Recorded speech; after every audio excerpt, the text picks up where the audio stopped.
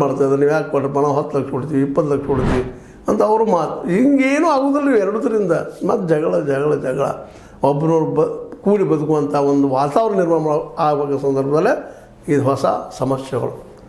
ಇಲ್ಲಿ ಸಮಸ್ಯೆಗಳು ಸಾಕಷ್ಟು ಇದ್ದಾವೆ. ಇದನ್ನು ಮುಂದೆ ಮಾಡ್ಕೊಂಡು ಒಂದಿಷ್ಟು ರಾಜಕೀಯ ಪಕ್ಷಗಳು ತಮಗೆ ಹೆಂಗೆ ಬೇಕೋ ಹಂಗೆ ಉಪಯೋಗ ಮಾಡ್ಕೋ ಪ್ರಯತ್ನ ಮಾಡ್ತಾವೆ.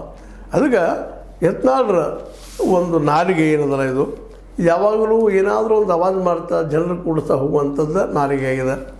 ಇವನ್ನ ಇತ್ತೀಚೆಗೆ ಒಂದಿಷ್ಟೇನೋ ನಮ್ಮ ಏನಪ್ಪ ಅಂತಂದ್ರೆ ಈಶ್ವರಪ್ಪನವರು ಹೆಚ್ಚು ಹೊರಗೆ ಕಂಡಿಲ್ಲ. ಅವರು ಮಾತಾಡ್ತಾ ಇರ್ತಿರ್ತಾರೆ ಯಾವಾಗಾದರೂ ಒಂದೇನೋ ಹಿಂದೂ ಪಕ್ಷ ಕಟ್ಟಬೇಕು ಮಾಡ್ಬೋದೇನೋ ಪ್ರಯತ್ನ ನಡೆಸಿದರು.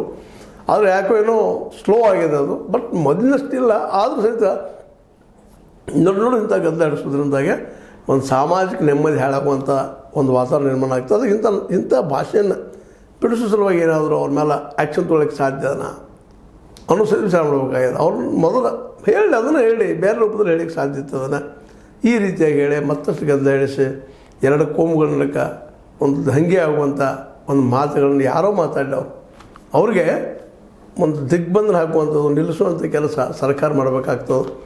ಅಂಥವ್ರ ಬಾಯಿಗೆ ಒಂದಿಷ್ಟು ಏನಪ್ಪ ಅಂತಂದ್ರೆ ಮುಗದಾನ ಹಾಕಿ ಇಂಥ ಬೇಡ್ರಪ್ಪ ನೀವು ಅನ್ನೋದು.